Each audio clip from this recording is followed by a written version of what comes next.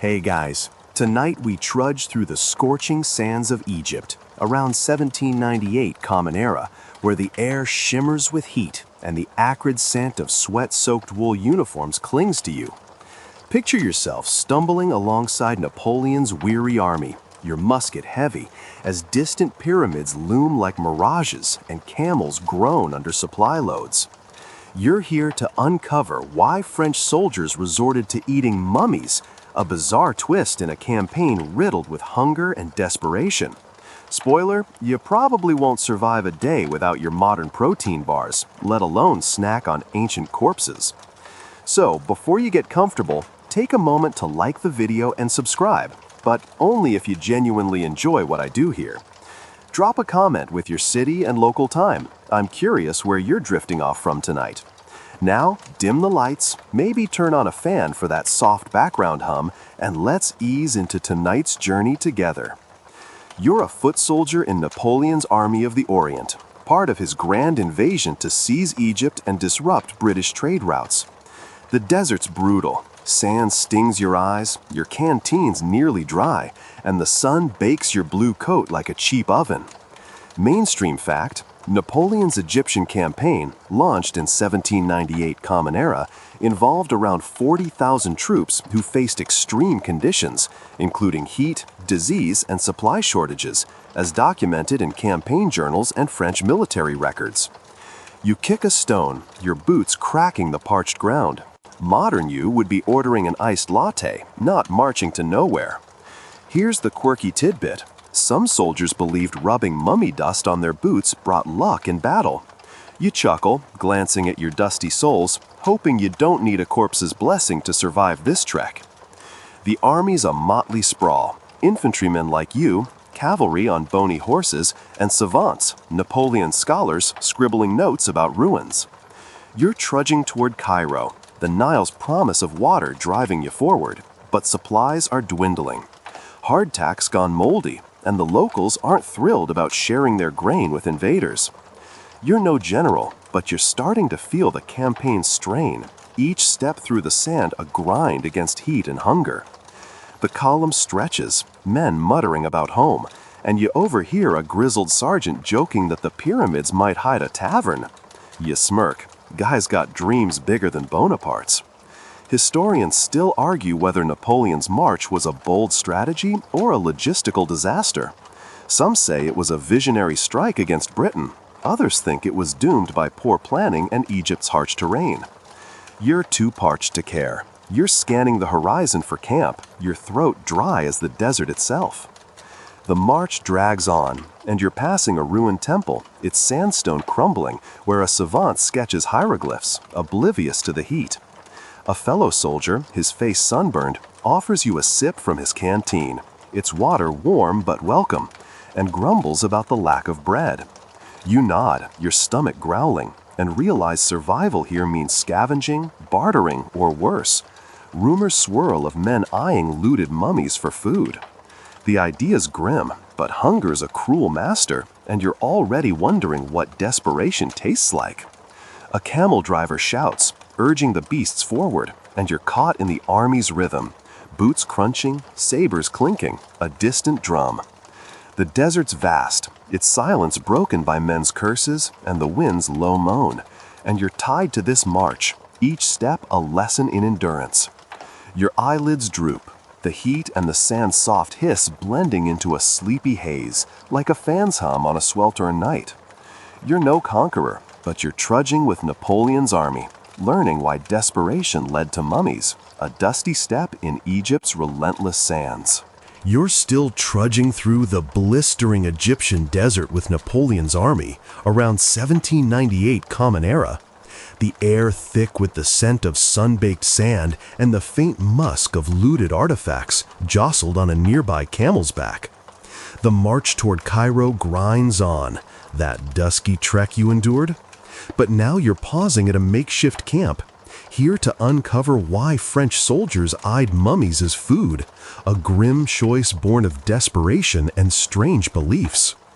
Mainstream fact, During Napoleon's 1798 Common Era Egyptian campaign, soldiers faced severe food shortages, leading to extreme measures like consuming looted goods, as noted in contemporary accounts by officers like Jean-Pierre Doguereau.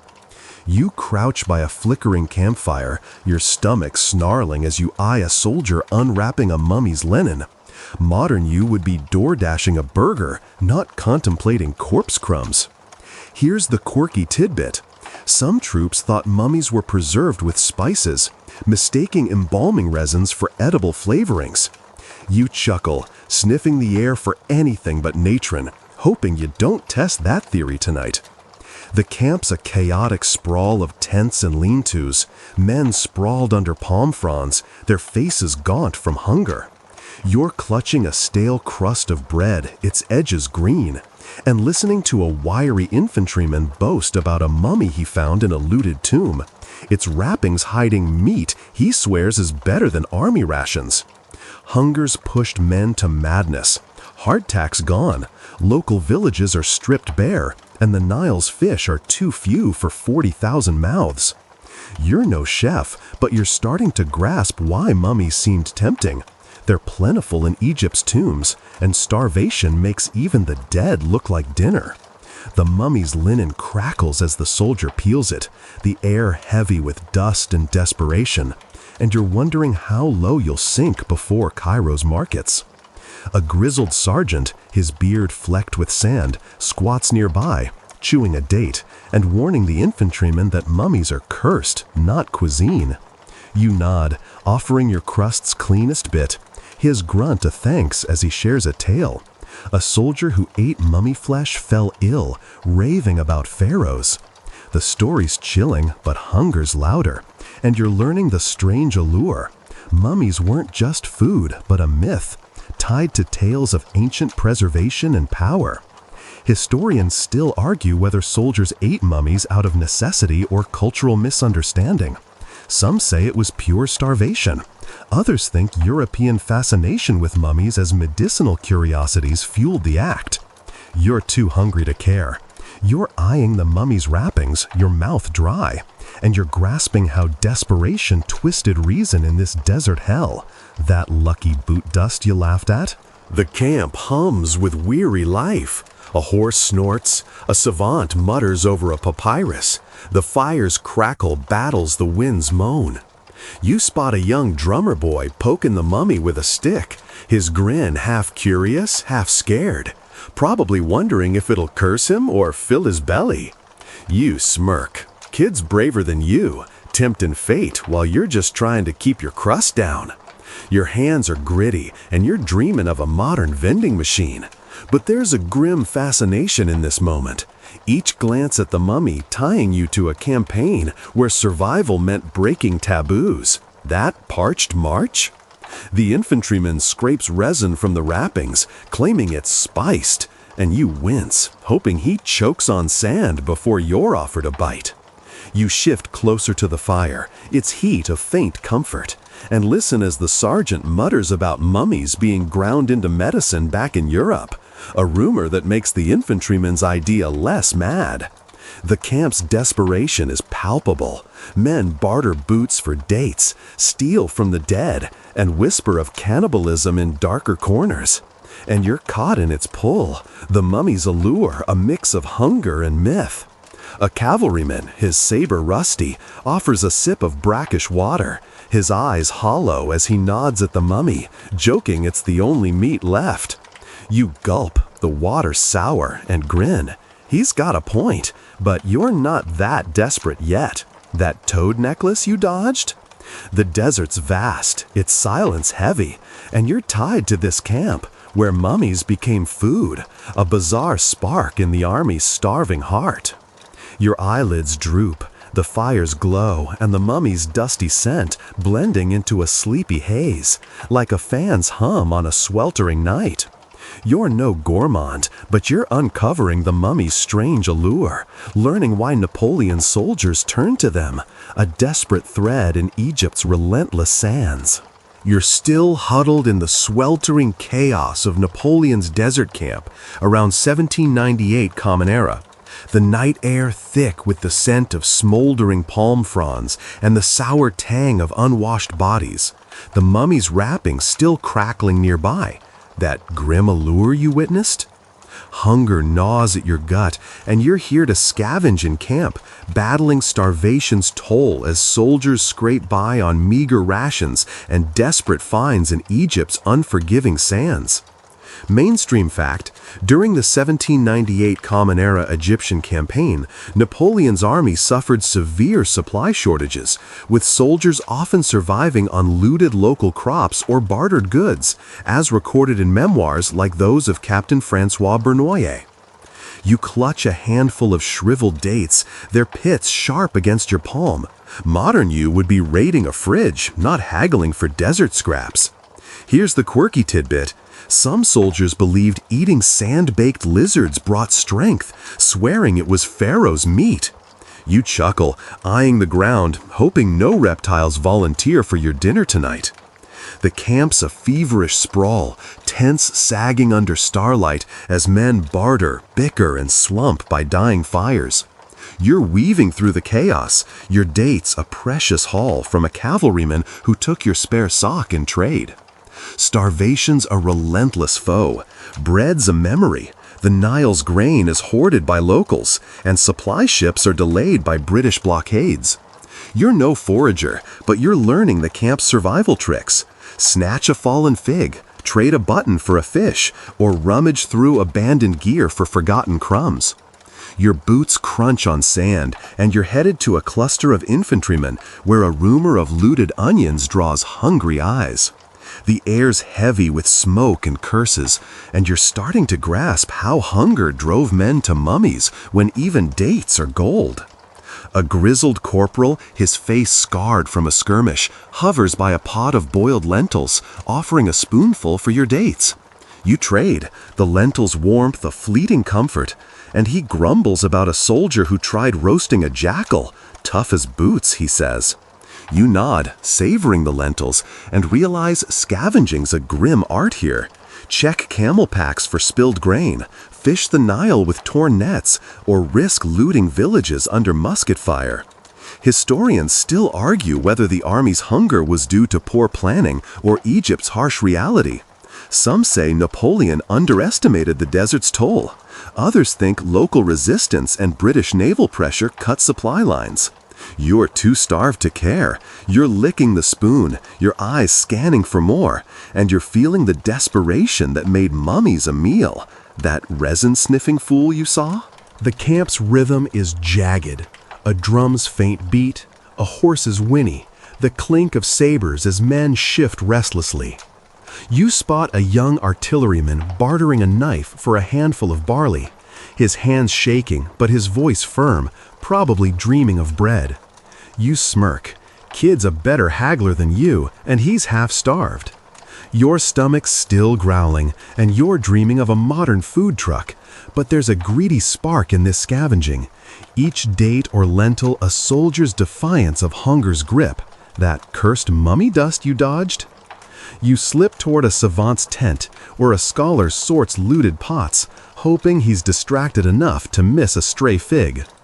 The firelight dances, and you're weaving through shadows. Your date's gone, but your hunger sharp. You pause by a pile of broken crates, rummaging for anything, moldy biscuit, a dropped olive, and find a cracked clay jar with a smear of honey. You scoop it with your finger, the sweetness a jolt, and overhear a musketeer muttering about grinding mummy bones for medicine when food runs dry. The idea's vile, but you're starting to see the logic.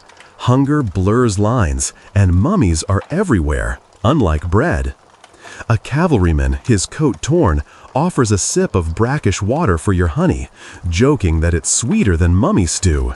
You share, the water foul but wet, and grin. He's got a sick sense of humor, but you're not arguing. That lizard meat you skipped? The camp's air is stifling, the smoke curling upward, and you're starting to respect this scramble, where every scrap was a lifeline in starvation's cruel vice. The desert's vast, its silence broken by men's groans and the fire's pop, and you're tied to this camp, where scavenging meant survival, a desperate thread in the army's unraveling heart. Your eyelids droop, the fire's glow and the honey's faint sweetness blending into a sleepy haze, like a fan's hum on a sweltering night. You're no scavenger, but you're battling hunger's toll, learning why Napoleon's soldiers turned to mummies, a grim spark in Egypt's relentless sands.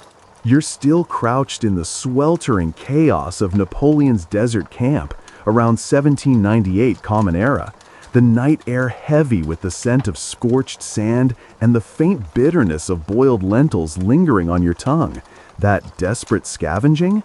The fire's embers pulse nearby, and you're here to explore the bizarre myth that mummies held medical powers, a belief that nudged starving French soldiers toward consuming them in Egypt's unforgiving wastes.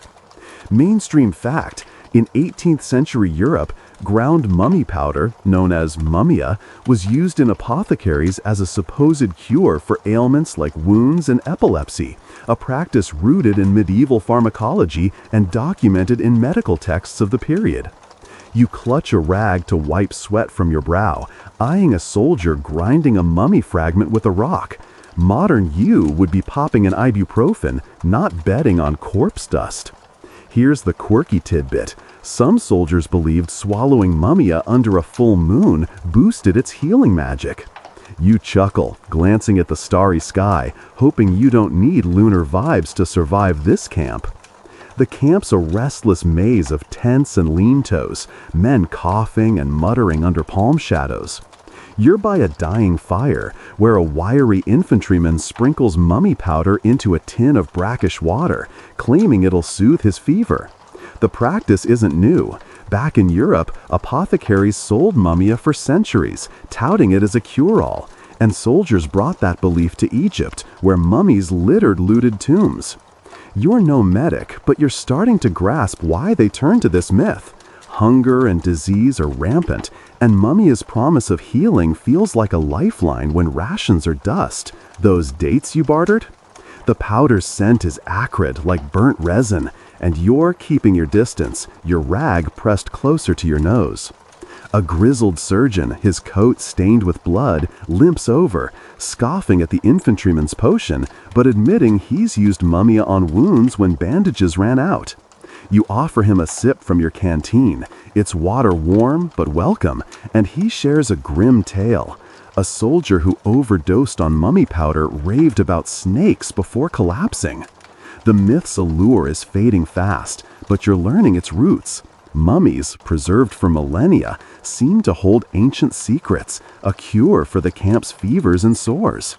Historians still argue whether mummia's use was driven by desperation or genuine belief. Some say it was a placebo born of scarcity. Others think European fascination with Egypt's mystique fueled its popularity. You're too wary to care. You're watching the infantryman sip his mix, his grimace loud, and you're glad your fever's just a rumor. That jackal roast you skipped? The camp's rhythm is grim. A man's fevered moan, the clank of a musket being cleaned, the wind's low hiss over dunes. You spot a young drummer boy poking at a mummy fragment, his eyes curious but wary, probably wondering if it's medicine or poison. You smirk, kid smarter than half the camp, keeping his hands clean while you're dodging the powder's dust. Your throat's parched, and you're dreaming of a modern pharmacy, but there's a strange pull in this myth, each pinch of mummia tying you to a world where soldiers grasped at any hope. That scavenging hustle? The infantryman coughs, spitting out his potion, and you wince, hoping he sticks to lentils next time. You shift away from the fire, its heat too close, and settle by a crate where a savant sketches a sarcophagus, muttering about ancient remedies. He offers a dried fig, his hands inky, and you munch, the sweetness a brief escape, as he explains mummia's history. Persian traders sold it centuries ago, claiming it healed kings. The camp's desperation twists the tale. Soldiers aren't kings, and mummies aren't medicine, but belief is stubborn when death's near. A cavalryman, his saber dangling, jokes that mummy is better as soup than salve, his laugh hollow. You grin. He's got a point, but you're not tasting either. That lizard meat you dodged? The desert's air is stifling, the stars cold above, and you're starting to respect this delusion, where Mummies' myth was a soldier's fragile shield against Egypt's relentless toll. The camp's pulse is weary, a horse's snort, a savant's quill scratching, the fire's faint pop. You're tied to this moment where medical myths blurred into survival, the mummy's powder a bizarre thread in the army's unraveling heart. Your eyelids droop, the embers glow and the resin's bitter scent blending into a sleepy haze, like a fan's hum on a sweltering night. You're no healer, but you're exploring Mummy's medical myth, learning why Napoleon's soldiers clung to it, a desperate spark in Egypt's scorching sands. You're still sweltering in the chaotic sprawl of Napoleon's desert camp, around 1798 Common Era, the dawn air thick with the scent of dust kicked up by restless boots and the faint tang of resin from a nearby mummy fragment, that medical myth you dodged. The camp's fires smolder, and you're here to witness the frenzied looting of Egyptian tombs, where soldiers raided relics and mummies in a desperate bid for survival and profit amid hunger and chaos. Mainstream fact: during Napoleon's 1798 Common Era Egyptian campaign, French troops frequently looted tombs and archaeological sites, driven by scarcity and curiosity, with many artifacts, including mummies, taken as spoils or sold, as documented in reports by the campaign's savants. You clutch a cracked canteen, your eyes scanning a looted sarcophagus nearby. Modern you would be snapping museum selfies, not rummaging through ancient graves. Here's the quirky tidbit. Some soldiers believed touching a mummy's heart could grant visions of victory. You chuckle, steering clear of the sarcophagus, hoping your future stays dream-free. The camp's a restless hive, men bartering looted beads or cursing over empty rations under the rising sun. You're trailing a group of infantrymen headed to a nearby necropolis, its sandstone tombs cracked open like nutshells. Hunger and boredom fuel the frenzy. Food's scarce, morale's low, and tombs are packed with mummies, jewelry, and pots that might fetch a coin or a meal. You're no thief, but you're starting to feel the pull. Each looted relic a ticket out of starvation's grip. Those lentils you scraped? The necropolis looms, its shadows cool but eerie, and you're weaving through broken stones, the air heavy with dust and the faint musk of decayed linen, as soldiers pry at coffins with bayonets. A wiry musketeer, his coat torn, boasts about a gold amulet he snatched, offering you a sip of stolen wine for a look. You sip, the wine sour but wet, and nod as he shows the scarab, its glint tempting but cursed in your mind. Looting's a fever here. Men smash urns, unravel mummies for trinkets, or drag corpses to camp for medicine or food. You're learning the chaos. One soldier's treasure is another's dinner, and mummies are fair game when bellies growl. Historians still argue whether the looting was opportunistic or systematic. Some say it was desperate scavenging. Others think officers encouraged it to boost morale or fund the campaign. You're too wary to care. You're dodging a falling stone, your canteen sloshing, and you're grasping how tombs became pantries in this desert hell. That mummy powder you gagged at? The necropolis hums with greed. Metal clanks, men shout over a found ring. The wind carries sand into your eyes. You spot a young artilleryman tugging at a mummy's linen, his face flushed with excitement, probably dreaming of a Cairo market hall. You smirk. Kid's bolder than you, wrestling the dead while you're just trying to keep your boots on. Your hands are gritty and you're dreaming of a modern archaeology dig, but there's a grim thrill in this frenzy. Each looted relic tying you to a campaign where survival meant raiding the past. That scavenging hustle? The musketeer pockets his scarab, muttering about a curse, and you wince, hoping he's joking as you step over a shattered coffin. You pause by a tomb's entrance, its hieroglyphs chipped, where a grizzled sergeant hacks at a wooden lid, swearing he'll find Pharaoh's bread. You offer him your canteen's last drops, his grunt a thanks, and listen as he rants about mummies being better than army rations. The looting's relentless. Soldiers haul out beads, bones, even mummy fragments for trade or curiosity, and you're caught in its tide. The necropolis a grim bazaar where the dead feed the living. A savant, his notebook flapping, sketches a fallen statue, ignoring the chaos, and you grin. He's either brave or oblivious. That lizard meat you skipped? The desert's air is stifling, the sun climbing higher, and you're starting to respect this desperation, where tombs were raided for survival, a chaotic thread in the army's starving heart. The camp's pulse echoes in the distance, a horse's whinny, a drum's beat, the faint moan of a fevered man. You're tied to this frenzy, where looting mummies blurred survival and sacrilege, a bizarre spark in Egypt's ancient sands. Your eyelids droop, the tomb's dust and the wine's sour tang blending into a sleepy haze, like a fan's hum on a sweltering morning. You're no raider, but you're witnessing looting's chaotic frenzy, learning why Napoleon's soldiers turned to mummies, a grim thread in the campaign's unraveling weave. You're still reeling from the looting frenzy in the necropolis, around 1798 Common Era. The desert air now heavy with the scent of sun-warmed sandstone and the sickly tang of sweat-soaked wool as you stumble back to Napoleon's sprawling camp. The looted scarabs glint. That chaotic raid you witnessed lingers in your mind. But now you're here to endure the grim reality of camp life, where disease and despair fester among soldiers in Egypt's relentless heat. Mainstream fact: during Napoleon's 1798 Common Era Egyptian campaign, diseases like dysentery and plague ravaged the army, with thousands dying due to poor sanitation and scarce medical supplies, as recorded in medical logs and soldiers' letters.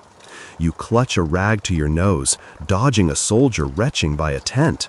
Modern you would be chugging electrolyte drinks, not praying to avoid the next fever. Here's the quirky tidbit.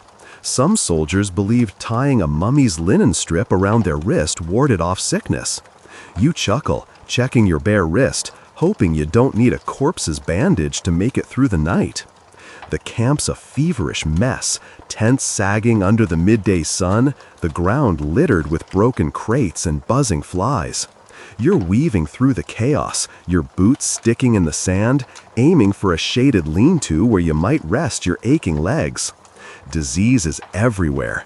Men cough, limp, or collapse, their faces gray from dysentery or worse. You're no doctor, but you're starting to feel the camp's toll. Each wheeze and groan a reminder of the plague's grip, far deadlier than local skirmishes. That tomb's dust you inhaled? The air's thick with the stench of latrines and unwashed bodies, and you're learning how despair creeps in when food's gone and fevers rise, pushing men toward mummies as a grim hope. A grizzled surgeon, his hands stained with grime, hovers by a tent, dabbing a soldier's brow with a rag and muttering about miasmas. You offer him a sip from your canteen, its water brackish but precious, and he shares a grim truth. Half his patients die, and mummia's no cure, despite what looters claim. You nod, your rag pressed tighter, and realize the camp's a death trap. Water's foul, food scarce, and flies carry sickness faster than rumors. Historians still argue whether disease was the campaign's true killer or just one of many failures. Some say poor logistics doomed the army. Others think Egypt's climate and local resistance were unbeatable foes.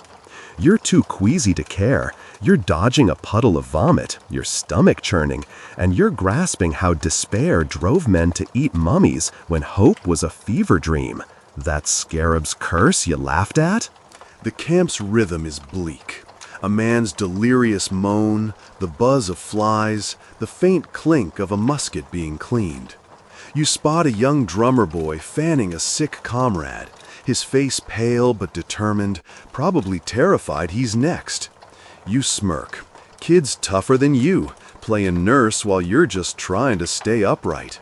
Your throat's raw, and you're dreaming of a modern hospital, but there's a grim resolve in this endurance. Each step through the camp tying you to a world where survival meant outlasting disease.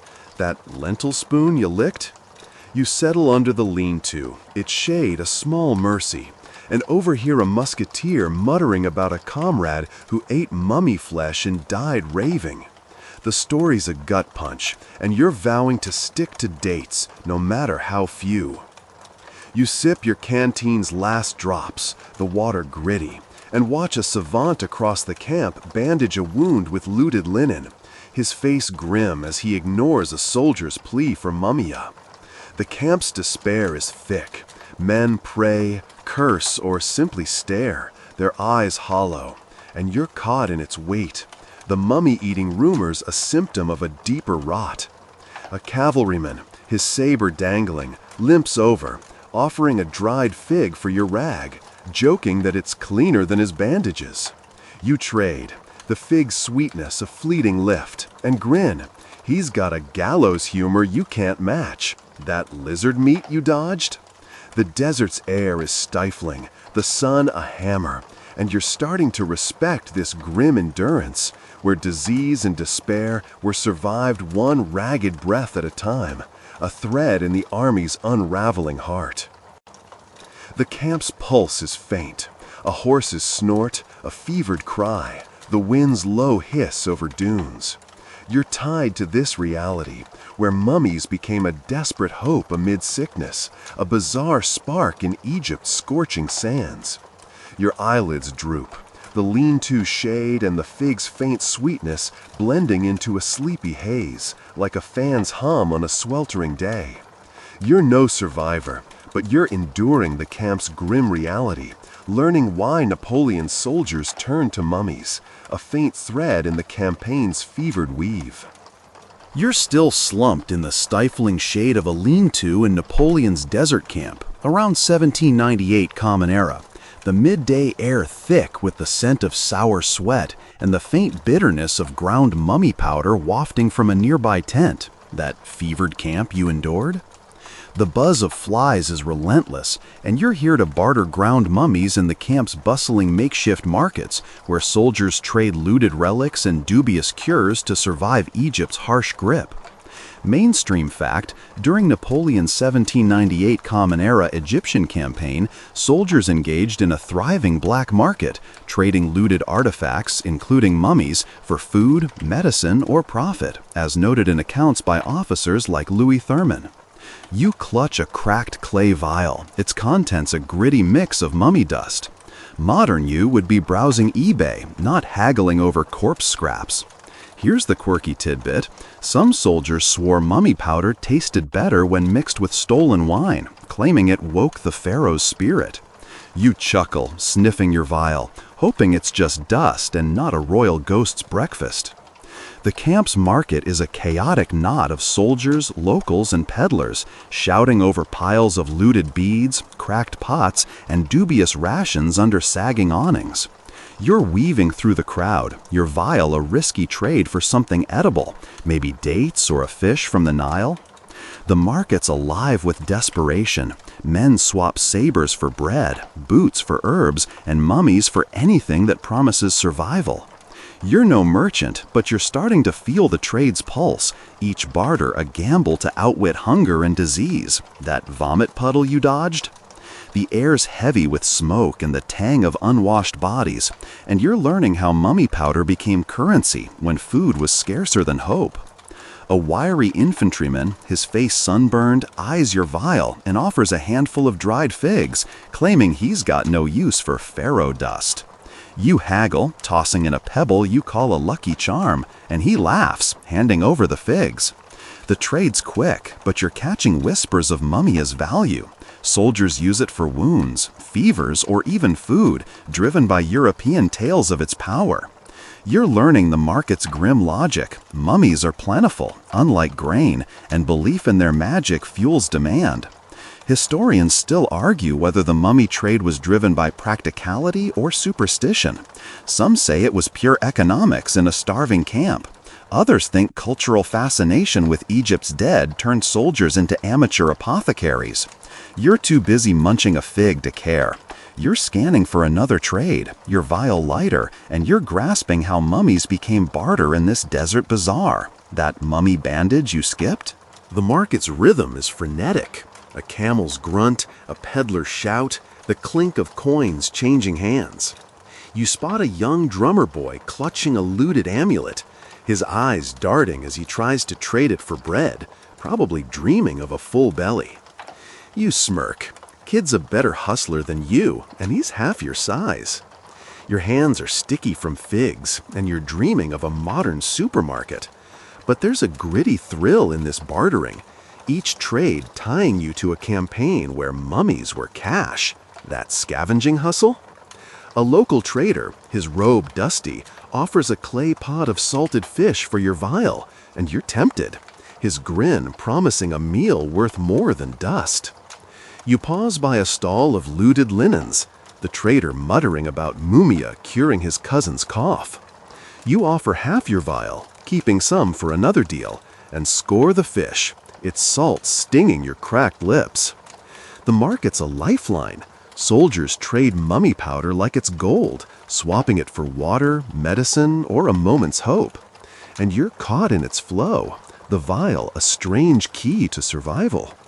A grizzled sergeant, his saber scarred, sidles up, joking that your vial's worth more than his pay, and offers a sip of wine for a pinch. You share, the wine tart but welcome, and grin.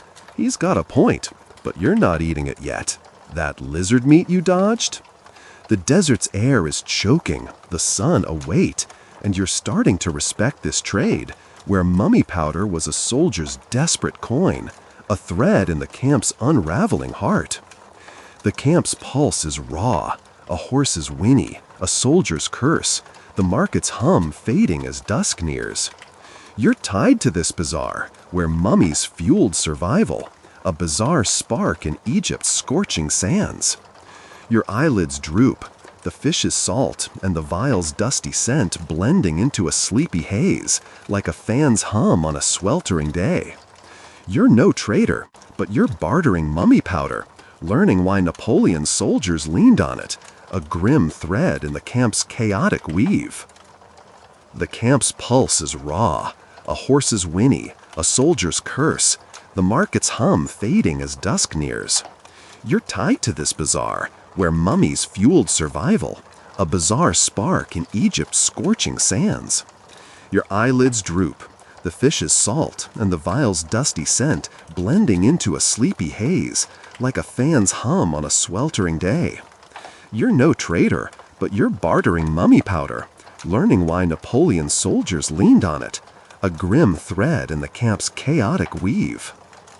You're still weaving through the dusty chaos of Napoleon's desert camp market around 1798 Common Era, the evening air thick with the scent of roasted fish and the faint musk of looted linens piled nearby. Your clay pot of salted fish, that mummy powder trade, tucked under your arm. The market's hum fades as you slip back toward the camp's heart, and you're here to witness the cultural clash that sparked misunderstandings between French troops and Egyptian traditions, fueling the bizarre mummy-eating saga. Mainstream fact: during Napoleon's 1798 Common Era Egyptian campaign, cultural misunderstandings between French soldiers and local Egyptians were rampant, with troops often misinterpreting sacred practices, including mummification, as documented in savants' reports and local chronicles. You clutch your fish pot, sidestepping a soldier waving a mummy's linen like a trophy. Modern you would be Googling cultural etiquette, not blundering through sacred rites. Here's the quirky tidbit. Some soldiers thought mummies were ancient soldiers, preserved to fight again, and saluted them before looting. You chuckle, shaking your head, hoping you don't accidentally salute a corpse tonight. The camp's a restless sprawl, tents glowing under torchlight as men barter or slump in exhaustion. You're headed to a clearing where a group of soldiers gawk at a looted sarcophagus, their laughter jarring against the desert's quiet.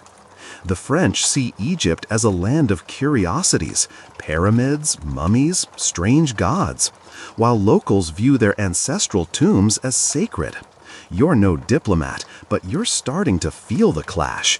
Each mummy mishandled a spark of tension in a campaign already strained by hunger and disease. That fig you munched? A local guide, his robe dusty, glares at the soldiers, muttering in Arabic, and you sense the rift. Your army's ignorance turns reverence into plunder, mummies into medicine or food.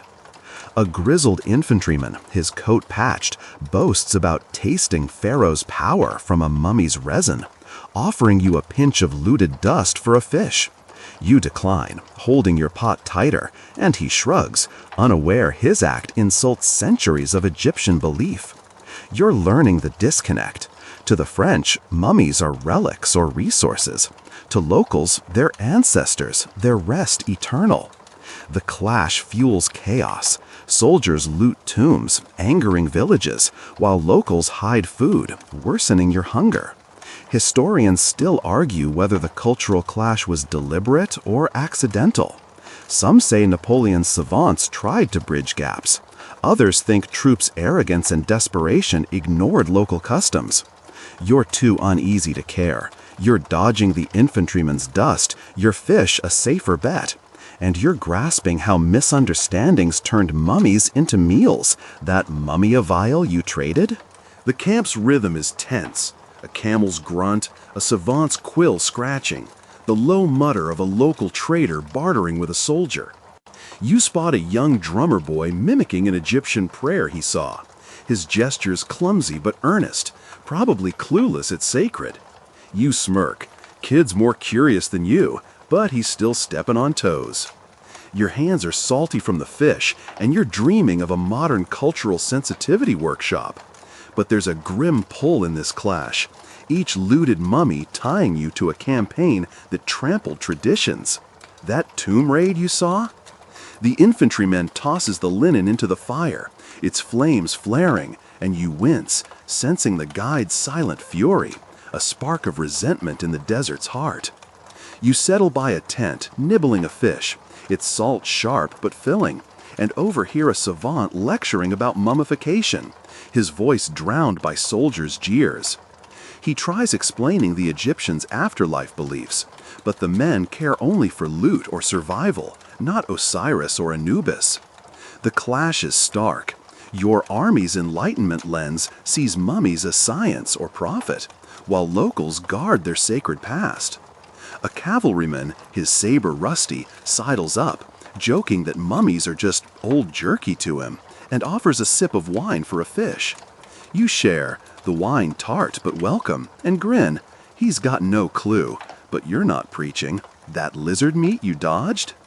The desert's air is heavy, the stars cold above, and you're starting to respect this tension, where cultural ignorance fueled the mummy-eating myth, a thread in the campaign's unraveling weave. The camp's pulse is uneasy, a horse's snort, a soldier's curse, the guide's low prayer fading into the night. You're tied to this clash, where mummies became food amid cultural missteps, a bizarre spark in Egypt's ancient sands. Your eyelids droop, the fire's glow and the fish's salty tang blending into a sleepy haze, like a fan's hum on a sweltering night. You're no scholar, but you're witnessing the cultural clash's spark, learning why Napoleon's soldiers ate mummies, a grim thread in the campaign's chaotic heart. You're still lingering in the flickering torchlight of Napoleon's desert camp around 1798 Common Era, the night air thick with the scent of smoldering embers and the faint saltiness of the fish you've just eaten, that cultural clash you witnessed. The camp's restless hum surrounds you, and you're here to join the savants, Napoleon's scholars, as they study mummies amid the campaign's chaos, their scientific curiosity clashing with the soldiers' desperate looting and mummy-eating habits. Mainstream fact, During the 1798 Common Era Egyptian campaign, Napoleon brought over 150 savants, scientists, artists, and engineers, to study Egypt's culture and artifacts, producing the monumental Description de l'Égypte, which included detailed mummy analyses, as documented in their published works. You clutch a tattered notebook, its pages borrowed from a savant. Modern you would be binge-watching a documentary, not sketching corpses in the desert. Here's the quirky tidbit. Some savants believed mummies' wrappings held secret alchemical codes. You chuckle, eyeing a linen strip nearby, hoping it's just cloth, not a chemistry puzzle. The camp's a sprawling mess, but you're headed to a canvas tent where savants huddle over a looted mummy, their lanterns casting shadows on its brittle form. You're tagging along, your notebook ready to jot observations, a rare break from hunger and disease. That fish pot you guarded?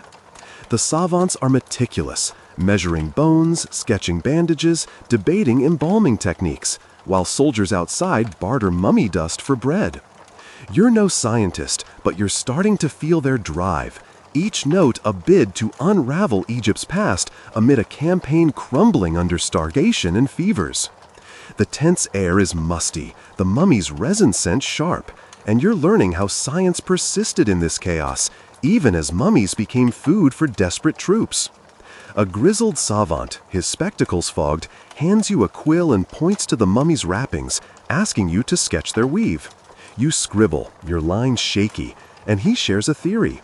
The resins might preserve more than bodies, maybe even ancient knowledge.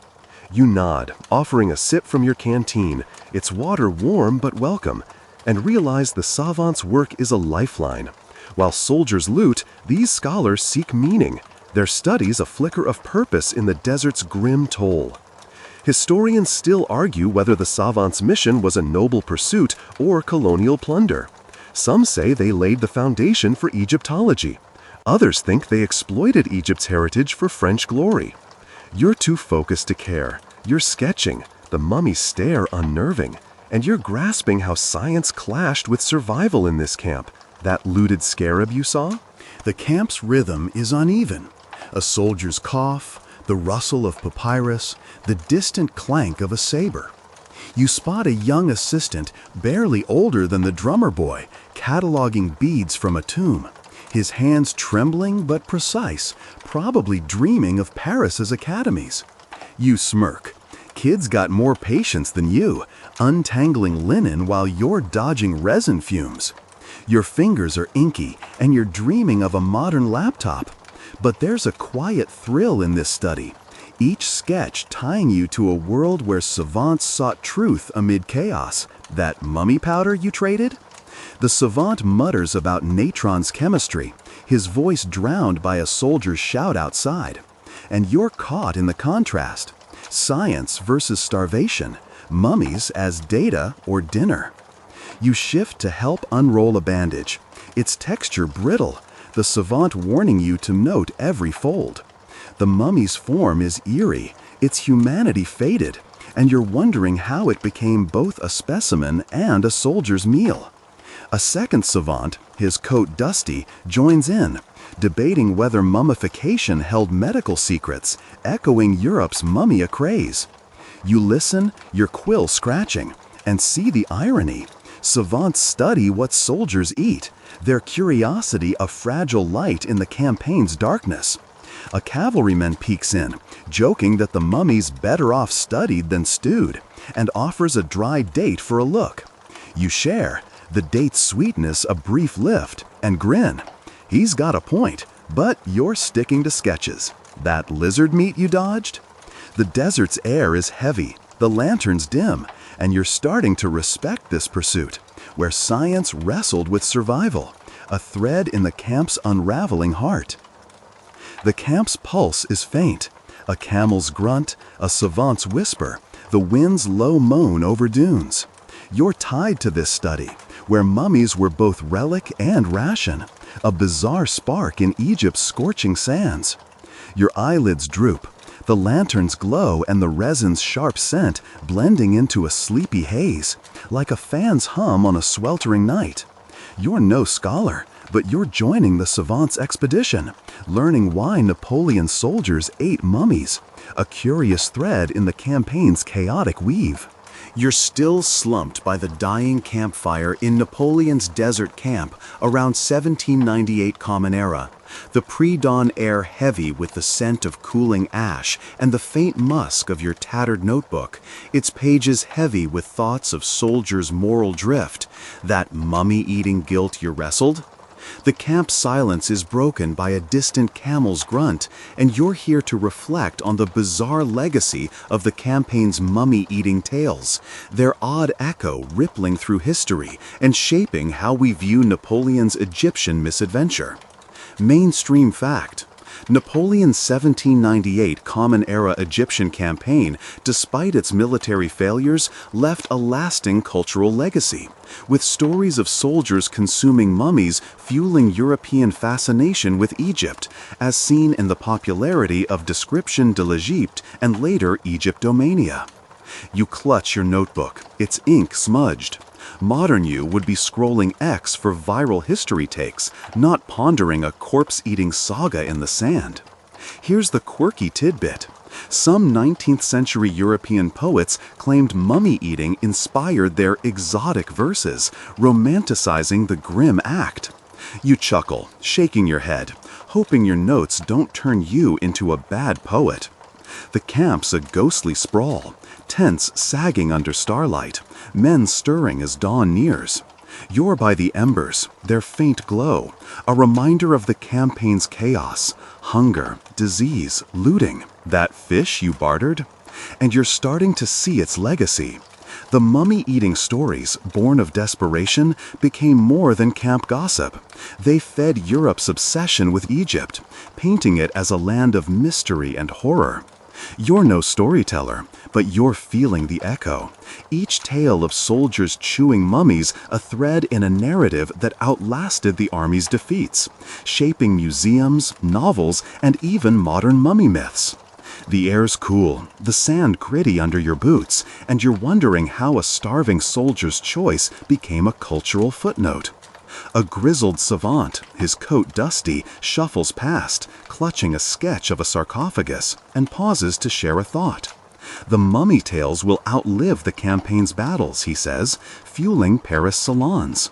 You offer him a sip from your canteen, its water low but shared, and nod, realizing the legacy's reach.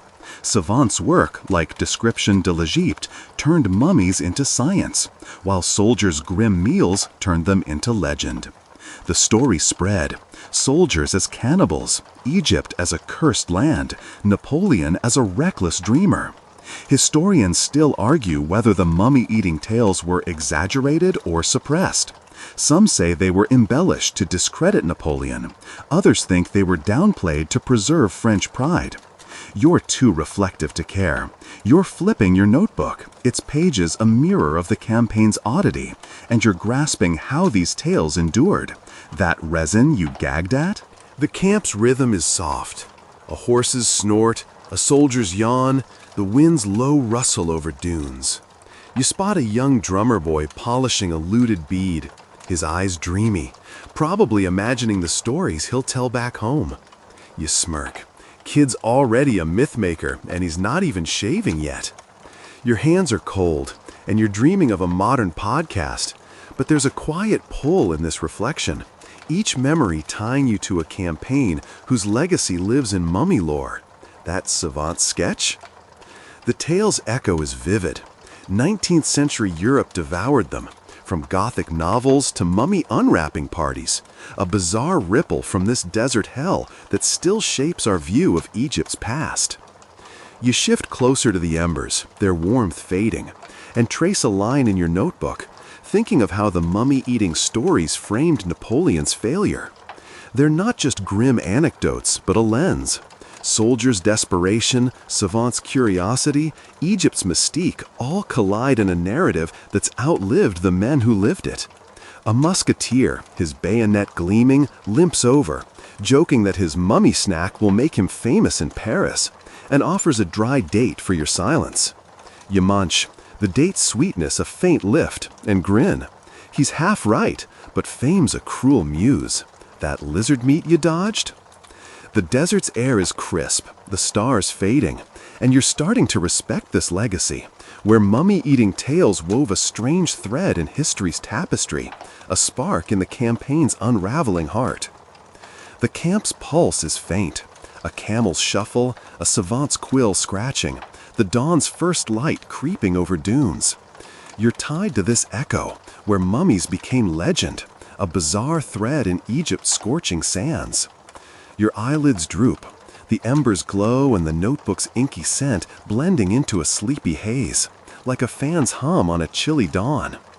You're no historian, but you're reflecting on the campaign's odd legacy, learning why Napoleon's soldiers' mummy-eating tales endured, a curious spark in the campaign's chaotic weave. You're still crouched by the fading embers of a campfire in Napoleon's desert camp, around 1798 Common Era, the dawn air soft with the scent of cooling sand and the faint tang of ink from your smudged notebook, its pages heavy with the campaign's strange legacy. Those mummy-eating tales you pondered? The camp stirs faintly, and you're here to rest in the desert's quiet whisper, pondering the strange twists of survival that led soldiers to consume mummies amid Egypt's relentless trials. Mainstream fact: Napoleon's 1798 Common Era Egyptian campaign, despite its failures, revealed the extremes of human survival, with soldiers resorting to desperate measures like consuming mummies to endure starvation and disease, as noted in scattered accounts by survivors like Vivant Denon. You clutch your tattered coat, its wool gritty with dust.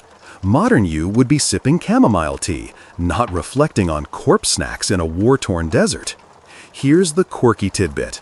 Some soldiers believed dreaming of a mummy meant surviving the next battle, a hopeful omen in a hopeless land. You chuckle, rubbing your eyes, hoping your sleep stays mummy-free tonight. The camp's a hushed sprawl, tents sagging under the first light, men stirring with coughs or groans, their faces etched with exhaustion. You're settling against a crate, your notebook tucked away, letting the desert stillness wash over you as you think on survival's cost. The mummy eating wasn't just hunger, it was a dance with desperation, a choice born where starvation, disease, and cultural ignorance met. That savant sketch you traced? You're no survivor, but you're feeling the weight of their struggle, each grim act a testament to the human drive to live, even when it meant crossing lines. The air's cool, the sand soft under your boots, and you're starting to see how survival twisted men into mythmakers, their stories echoing beyond these dunes. A grizzled infantryman, his coat patched, shuffles past, offering a sip of brackish water from his canteen, his eyes weary but kind. You sip, the water sour but grounding, and he mutters about a friend who ate mummy resin and swore it gave him strength, only to die of fever. You nod, the story a quiet reminder of survival's strange paths. Mummies were food, medicine, and myth, all in a camp where hope was rarer than bread. Historians still argue whether the mummy eating was a footnote or a symbol of the campaign's collapse. Some say it was a minor act, blown out of proportion. Others think it epitomized the army's moral and physical unraveling. You're too tired to care. You're tracing a line in the sand, your coat a thin shield, and you're grasping how survival's twists left scars deeper than battles. That looted scarab you saw? The camp's rhythm is faint. A horse's whinny, a soldier's snore, the wind's gentle sigh over dunes. You spot a young drummer boy curled by a tent, his face peaceful in sleep, maybe dreaming of home or those mummy omens. You smirk. Kids got more hope than you, dozing through the desert's grim toll. Your hands are cold, and you're dreaming of a modern blanket, but there's a quiet pull in this rest, each breath tying you to a campaign where survival meant defying the odds. That fish you bartered? The desert's vast, its silence a canvas for your thoughts, and you're reflecting on the soldier's grit, looting, eating, enduring, a strange spark that kept them alive, even if it meant tasting the dead. You lean back against the crate, the wood rough but steady, and let the dawn's light warm your face. The campaign's twists, Hunger, mummies, despair feel distant now, softened by the desert's whisper, a reminder that survival's story is messy but human. You've seen it. The market's barters, the savant's sketches, the soldier's grim meals, each a note in a saga of endurance. A savant's voice drifts from a tent, reading aloud about Egypt's gods, and you're struck by the irony. Soldiers ate mummies while scholars worshipped their makers. A cavalryman, his saber rusty, passes by, joking that the desert's the real enemy, not the mummies, and offers a dried fig. You munch, the sweetness a faint lift, and grin. He's got a point, but you're too weary to argue. That lizard meat you dodged? The desert's air is crisp, the sun climbing, and you're starting to respect this survival, where every choice was a thread in the campaign's unraveling heart. The camp's pulse is soft, a camel shuffle, a soldier's yawn, the dawn's light creeping over tents. You're tied to this quiet, where mummies became survival's strange spark, a thread in Egypt's ancient sands. Your eyelids droop, the dawn's glow and the fig's faint sweetness blending into a sleepy haze, like a fan's hum on a cool morning. You're no hero, but you're resting in the desert's whisper, learning why Napoleon's soldiers ate mummies, a faint thread in the campaign's chaotic weave. As dawn paints the dunes gold, the camp's embers fade, their warmth a whisper of struggles past, cradling a weary army's dreams. Picture yourself sinking against the crate, the sand's cool embrace holding you. Its story, hunger, grit, mummies, drifting skyward like dust. Let the desert's sigh soothe you, the Nile's distant murmur blending with the camp's soft breaths, easing your heart. You're safe here, wrapped in a tale of survival's strange twists, a tender spark across centuries. Drift now, the world softening, and sleep deeply, cradled in the quiet glow of Egypt's sands, where every struggle was a promise kept. Sweet dreams.